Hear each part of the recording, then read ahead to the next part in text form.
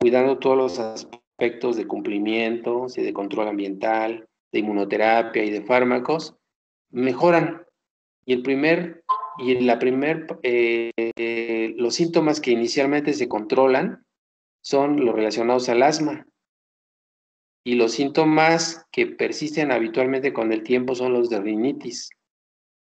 Afortunadamente, ¿verdad? El asma, que es un poquito más, compromete más las condiciones de salud del paciente, porque puede ser más severas o más grave en el caso de alguna exacerbación. Se controla más rápidamente que en el caso de la rinitis. A veces el paciente llega a los 3 años de tratamiento,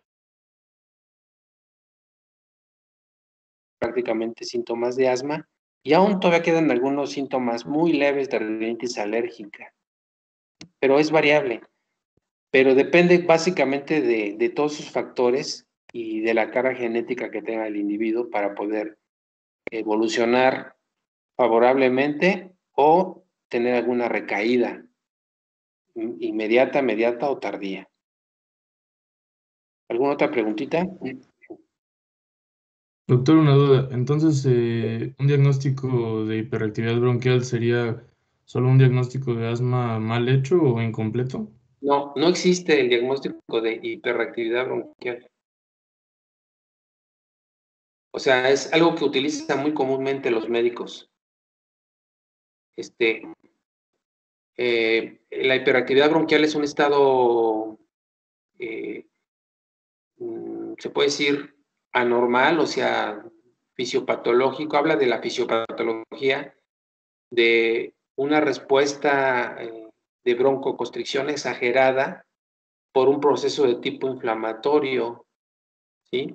Por un desbalance de la respuesta colinérgica a nivel del árbol bronquial. Y entonces, la hiperactividad bronquial se puede presentar no nada más por asma, se puede presentar por infinidad de patologías. Una señora, por ejemplo, que se expuso a estuvo inhalando, por ejemplo, cloro o gases de sosa cáustica al estar limpiando alguna parte de la casa, ¿sí? Y provocó una bronquitis, una neumonitis por esos gases, va a cursar con tos persistente y con hiperreactividad bronquial. Por un tiempo, mientras no se recupere la lesión bronquial por la inhalación de esos gases, la paciente va a tener tos, va a empezar a hablar y va a toser, se va a reír y va a toser, quiere cantar y tose, corre y y tose, ¿sí? Sale al frío y tose, eso es hiperreactividad bronquial. O sea, hay una reactividad bronquial muy exagerada. No es una enfermedad como tal, sino es una consecuencia, ¿sí? De una patología que en este caso fue una neumonitis por inhalación de este tipo de gases químicos. Lo que yo tengo después de pasar el problema de la infección viral, sí, quedé con un poquito de hiperreactividad bronquial. Ya, si se han dado cuenta, ahorita hablo y de momento como que me viene un poquito como de ganas de toser. Quedé precisamente con ese problema de la hiperreactividad bronquial. Ahorita estoy inhalando bromuro de ipratropio y me ha ayudado bastante porque, bueno, ya puedo hablar mucho más sin toser, pero al inicio, estoy hablando hace una semana y media, pues hablaba y tosía de inmediato. Entonces, no es una enfermedad como tal, ¿eh? Es un trastorno por múltiples causas eh, fisiológico que se presenta en muchas patologías. Entonces, cuando llega un paciente que le ponen hiperreactor bronquial, pues está mal, no es ningún diagnóstico ese, ¿sí? No, Doc, no existe una enfermedad que se llame hiperreactividad bronquial. Doc, Sí, entonces podríamos considerarlo un signo, más bien. es un, no, más bien es un síntoma. O sea, el paciente refiere que cuando habla mucho, corre, se expone, presenta tos y una sensación como de opresión. Esa es la hiperreactividad, es un síntoma que está refiriendo el paciente. Y estamos hablando de que es un trastorno fisiológico por inflamación del árbol bronquial. Esa es la hiperactividad bronquial. Por ejemplo, los virus que provocan el mecanismo es diferente en el caso, por ejemplo, de la hiperactividad bronquial de la paciente esta que les menciono, que inhaló gases, al caso, por ejemplo, de un proceso de tipo viral.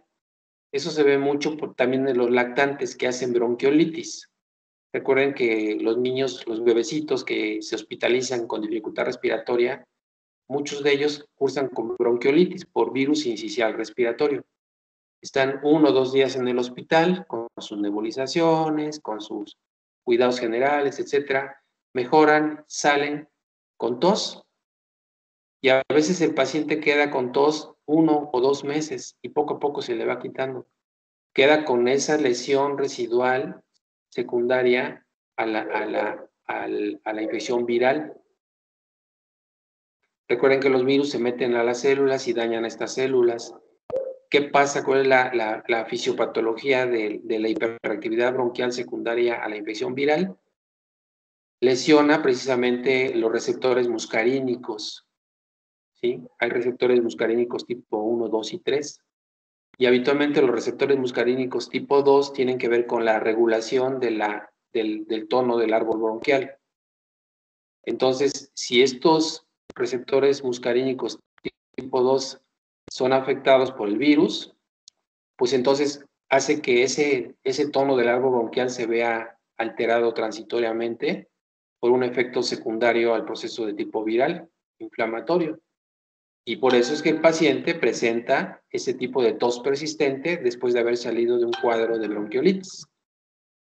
Entonces, ese es el concepto de lo que es hiperreactividad bronquial. No es una enfermedad como tal, es un efecto fisiopatológico secundario a múltiples causas. Tampoco es un síndrome como tal. ¿Sí? Ok. ¿Alguna otra pregunta? Yo tengo otra pregunta, doctor. Sí. Al inicio había mencionado que en los pacientes que tienen alergia estacional hay picos en los que se exacerba la alergia y hay picos en los que no hay síntomas. Yo quería preguntarle si nosotros hacemos las pruebas cutáneas o medimos la IgE durante el periodo donde no hay síntomas, ¿no se van a elevar o siempre van a estar elevadas? Buena pregunta, Rodolfo. Efectivamente, no, disminuye mucho la cantidad de anticuerpos en etapas asintomáticas. Okay. Si tú haces una prueba cutánea en ese periodo donde el paciente esté estable, sí te va a salir positiva la prueba, pero no te va a salir tan grande la roncha como si lo haces en el momento de la etapa sintomática donde el paciente tiene problemas por la polinización. ¿Y la IgE también va a estar disminuida, doctor? ¿La IgE específica o sérica total? Ambas, doctor. La IgE sérica específica se comporta de igual manera como se estaría comportando la reactividad cutánea. La IgE sérica total, esa sí no tiene muchas variaciones, esa casi siempre se mantiene elevada. Ok. Muchas gracias, doctor. No, de nada. Bueno, vamos a ver algo de rinitis alérgica para terminar la clase de hoy. Una enfermedad pues bien frecuente, bien común, ¿sí? De todas las enfermedades alérgicas es la más común. Recuerden que desde épocas inmemorables, bueno, estoy hablando de 1819, ¿sí? John Bostock reportó precisamente inglés, el famoso catarro estival, que estaba relacionado con la inhalación, que en una época del año los pacientes tenían este tipo de síntomas, ¿sí? Por inhalación de pasto seco. Después, en 1872, más o menos unos 50 años después, en Estados Unidos, Morrill Whitman hablaba precisamente de que algo parecido sucedía en ese lugar y tenía que ver con la polinización de la ambrosía, esta maleza que crece de una manera importante en las praderas americanas, y por eso él acuñó el término de fiebre de heno. Entonces, vean cómo ha ido cambiando prácticamente el diagnóstico, y más bien la forma de nombrarle a esta enfermedad de catarro estival, después fiebre de heno, ¿sí? Buckley después demostró precisamente que en este catarro estival o fiebre de heno podría, al hacerse una prueba cutánea, evidenciar que existía algo en el cuerpo que reaccionaba ante el contacto del polen con la piel. No sabían en ese momento que era la inmunoglobulina E la que detectaba precisamente una prueba cutánea tan rústica y tan rudimentaria, pero que ya se pensaba que podría haber algo en el organismo que reaccionara ante la presencia de estos pólenes. Después von Pirquet, también en ese tiempo, un poquito después, crea el término de alergia. Hasta esa época, pues los inmunólogos y los infectólogos pues, hablaban precisamente del sistema inmunitario, y lo que más sabían a través de Jenner y de Pasteur era la respuesta inmunitaria a patógenos. Sin embargo, no se explicaban en este tiempo, von Pirquet, por qué el organismo reaccionaba de manera con síntomas inflamatorios a cosas que no eran infecciosas. Y entonces, de ahí acuñó el término de alergia, que se divide, más bien etimológicamente, quiere decir halos, un estado alterado, y ergon, reacción. Entonces trataba de explicar el por qué pues, se daba una reacción atípica, diferente a lo que ellos habitualmente habían visto. Entonces, él es el que básicamente acuña el término von Pirquet de alergia como tal. Entonces, vean que ya empieza a identificarse que podía haber alergia a nivel de las vías respiratorias. Y ya desde 1929 se empieza son los primeros reportes que hablan de los síntomas que se asociaban a esta fiebre, en ese tiempo, fiebre de heno, ¿sí? O no se hablaba propiamente de rinitis alérgica. Aún todavía en 1929 no se conocía de la existencia de la inmunoglobulina IgE. Fue hasta 1968 donde Ishihaka y Johansson describen precisamente a esta inmunoglobulina que no había sido detectada como tal, pero ya la describen en su conformación, ¿sí? Y vean que no tiene mucho tiempo de haberse sido descubierta. Entonces antes sabían que existía algo en el suero del paciente, en el plasma del paciente, ¿sí? Pero pues no sabían qué cosa era. Entonces, en la historia, pues se habla de 1929 que el paciente que tenía rinitis tenía una congestión nasal, que no es más que la inflamación nasal, pero en ese tiempo pues el término era congestión nasal, porque veían que se aumentaba de volumen precisamente la mucosa nasal, que había una descarga nasal y la presencia de estornudos. Aquí podemos ver un corte axial de la mucosa nasal, de la cavidad nasal más bien, donde tenemos las estructuras, los cornetes superior, medio, inferior, tenemos moco, tenemos cómo estos cornetes se pueden edematizar y provocar obstrucción, la mucosa se vuelve pálida y hay una cantidad importante de rinorrea. Aquí en la rinitis alérgica ya sabemos que es un estado atópico de sensibilidad a un alergeno mediado por IgE. Obviamente esta cavidad nasal tiene estructuras óseas, varios huesecillos, tiene incluso estas estructuras óseas, ¿sí? Estas protrusiones óseas, ¿sí?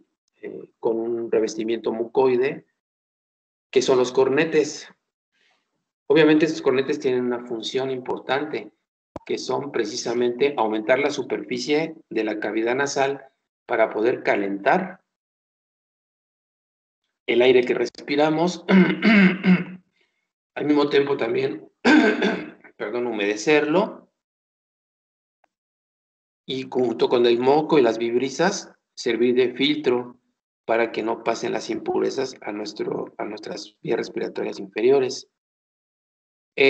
Tenemos 3 cornetes, tenemos también algunas estructuras, algunos conductos donde drenan, ¿sí?, los senos paranasales. Tenemos los meatos esfenoidales, ¿sí?, etmoidales, ¿sí? Tenemos obviamente también el conducto lacrimonasal. Aquí lo podemos ver en la siguiente diapositiva. A ver, no, todavía falta. Bueno, ahorita lo vemos con detalle. Vean acá, haciendo una rinoscopía anterior, podemos ver acá que tenemos el ala de la nariz, las alas de la nariz, la columela, el septum, ¿sí? Aquí podemos ver que tenemos la parte del vestíbulo que tiene piel, ¿sí? Y más adentro ya tenemos la mucosa. Tenemos glándulas sebáceas, tenemos los vellitos que son las vibrisas, las cuanas en la parte posterior, el septum óseo y el septum cartilaginoso y la mucosa como tal. Una gran circulación.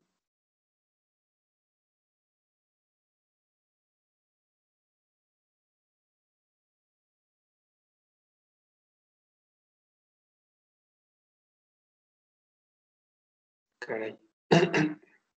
Se fue la señal. Sí, y aquí en la parte tercio anterior del septum nasal es la parte que más sangra, es la zona de Little. Esta zona de Little es donde los vasos sanguíneos están más en un paciente con rinitis alérgica, es esta zona la que sangra con más frecuencia. Tenemos los senos frontales, los etmoidales, que son diferentes. Cada quien tiene diferentes conformación de senos etmoidales. Tenemos los maxilares y los esfenoidales en la parte posterior.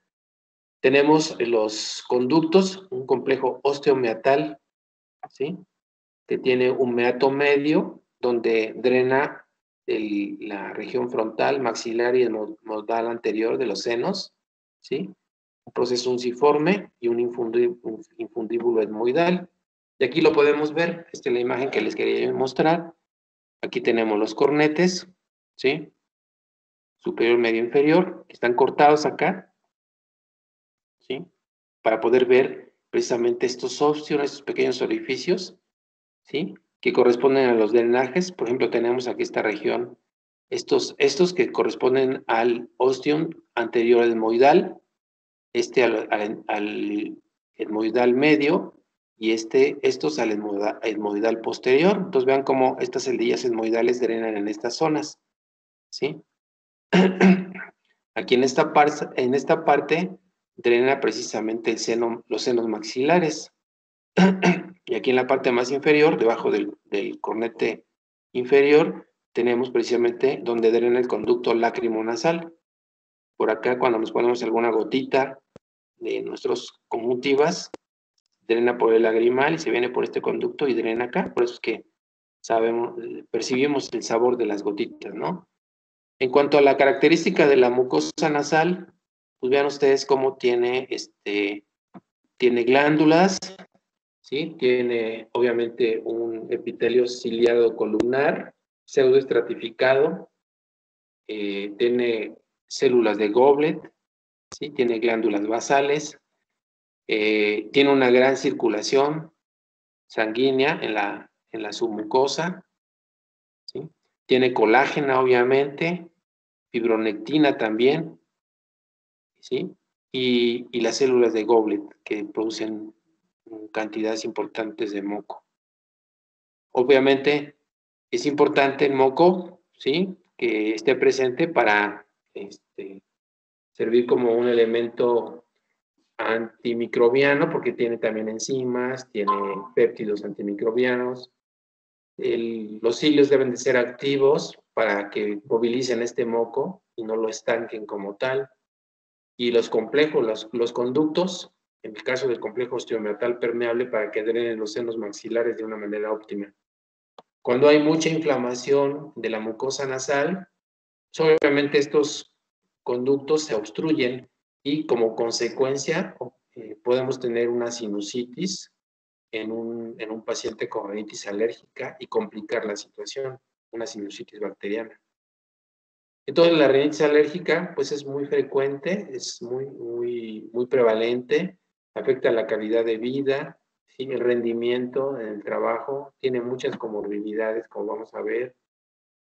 Vean acá como en este reporte americano, en niños de 18 años y menores, jovencitos y niños pequeños, vean que hasta por casos por 1000, un 59%, 59 casos por 1000, tenían afectación, hablando de alergias y de otras enfermedades crónicas, y vean como la rinitis alérgica era muy prevalente, 59 casos por cada 1000 individuos. Después le siguió el asma, después los problemas de alergia en piel, alergia digestiva y después cardiopatías, artritis y diabetes mellitus. Claro, estamos hablando de niños, no de adultos. En los adultos cambiaría mucho la prevalencia. El estudio ISAC, que es un estudio internacional de alergia, asma en la infancia. Este estudio ISAC está en fase ya 3 y lo que hace es poner encuestas en la población general para ver la prevalencia de estas enfermedades. Rinitis, asma, conjuntivitis y ahora dermatitis atópica. Y entonces hay otro tipo de encuestas como la que hizo los americanos, ¿sí? Ya tiene tiempo, en el 2008, donde vean la cantidad de americanos, que el 8% que padecían rinitis, en niños aumentaba 9.6, 8 de adultos, de niños 9.6, una gran cantidad de asistencia a los servicios médicos por esos síntomas. Aquí en México ya se hizo recientemente la fase 3 de ISAC y se hizo en 2 grupos poblacionales, niños de 6 a 7 años y niños de 13 y 14 años. Y se les encuestó. Esos son los reportes de los grupos que hicieron que aplicaron esta encuesta. Desconozco exactamente el número de individuos que estudió cada grupo, pero debe de ser representativo, puesto que es un estudio ISAC que es muy específico y es internacional y se aplica en prácticamente todos los países. Entonces, aquí en el centro de México, en el grupo de Ciudad Victoria, le preguntaron a los pacientes, ¿has tenido síntomas nasales y oculares? ¿Sí? 7.3 dijo que sí. ¿Alguna vez de estos pacientes que dijeron que sí, algunos de ustedes ya tuvo el diagnóstico de rinitis alérgica? Vean ustedes cómo, ¿sí? Menos de la mitad había sido diagnosticado. ¿Qué quiere decir? Que muchos tenían síntomas de rinitis y de conjuntivitis alérgica y pocos realmente habían sido diagnosticados, ¿sí? De estos pacientes, creo que aquí está mal, porque esto nada más es síntomas nasales oculares como antecedente. Y aquí, si el paciente tenía estos síntomas en la actualidad, vean que 6.7 de estos 7.3 tenía síntomas en la actualidad. Y si tenían estos síntomas que tenía el paciente, estos 6.3, ¿cuántos de ellos eran severos? Afortunadamente, el 0.5% dijeron que tenían síntomas bastante intensos. ¿Sí? Vean la diferencia, por ejemplo, aquí en la Ciudad de México, en varios lugares, en los 2 grupos que investigaron esto, vean que es bastante parecido, ¿sí? El reporte de ellos es mucho más que en otros sitios. Posiblemente asociado también a la contaminación de la Ciudad de México, pero vean, de todos estos que habían tenido síntomas de rinoconjuntivitis, tan solo 4.3% y 4% habían sido diagnosticados como tal por algún médico. Entonces vean que hay mucho subregistro, mucha gente que tiene el problema y no está siendo diagnosticada. De estos tenían síntomas actuales casi todos, pero formas severas pocos. Y así podemos ir analizando lo que pasó en Cuernavaca, que es menos, en Mexicali, en Monterrey, Mérida, Toluca, Villahermosa. Ya hablando así de grupo, en total de promedios, vean que el 12% de este grupo de edad tenía síntomas de rinoconjuntivitis. 6.1, o sea, la mitad había sido ya diagnosticado. Síntomas en la actualidad, en el momento que se aplica el cuestionario, 11.6, y formas graves, afortunadamente, el 0.8. Esto se hizo también para niños más grandecitos, de 13 a 14 años. Vean que aumenta mucho, ¿sí?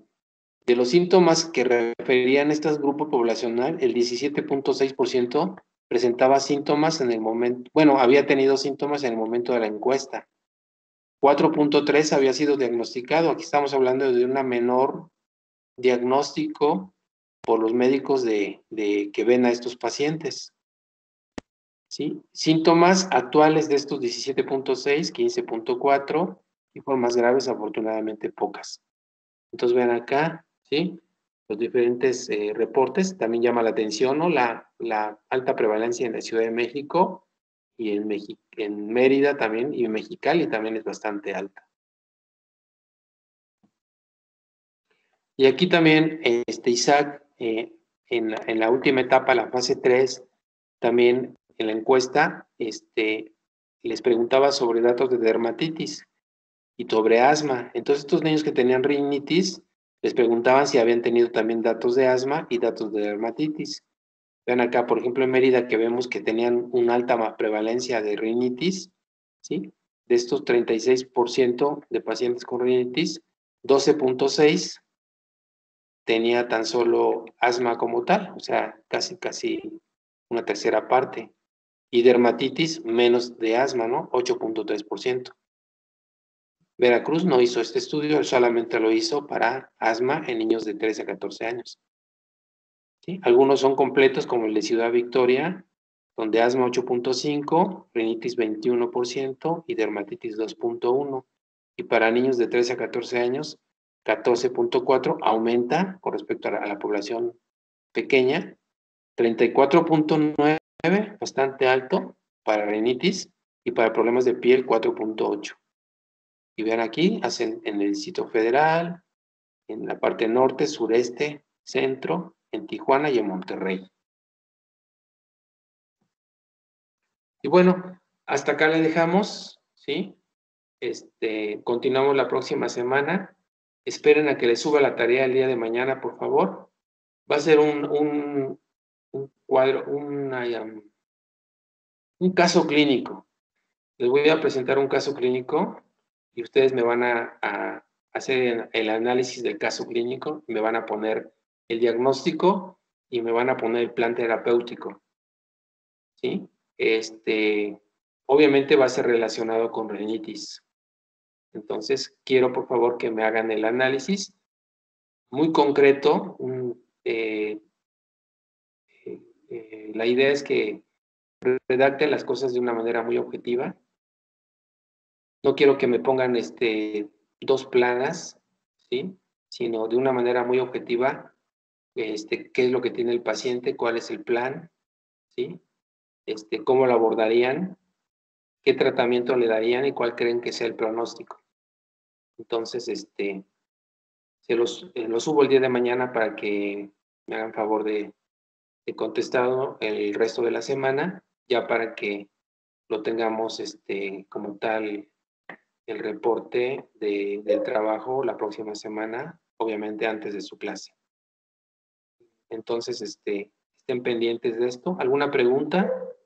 ¿Algún comentario? Yo tengo una pregunta, doctor. Sí, claro. Dime. ¿Cómo se relacionan las ojeras con los cuadros de alergia? Claro. Habitualmente las ojeras están relacionadas con cuadros de alergia respiratoria, ¿sí? Principalmente de rinitis. Una gran cantidad de pacientes que tienen rinitis, aproximadamente el 40% puede tener asma, ya lo vieron ustedes en las prevalencias. Entonces, el paciente que tiene alergia respiratoria, hablando en general, por lo mismo del edema de la gran vascular, del edema, de la congestión, enlentece la circulación de la región y por eso el paciente se ve ojeroso, ¿sí? Se ven las ojeras mucho más marcadas, pero es Ok. a la circulación que está aumentada, sí, por la congestión nasal. Por eso es que se marcan las ojeras. Gracias, doctor. Sí. ¿Alguna otra pregunta? Bueno, entonces, pues, cuídense mucho, cuiden a sus papás y nos estamos viendo la próxima semana. Hasta luego, buenas noches. Muchas Hasta gracias. luego, doctor. Gracias. Muchas gracias. Adiós. Bonita noche. Hasta luego, Doc. Se cuidan. Gracias, doctor. Buenas noches. Buenas noches, hasta luego.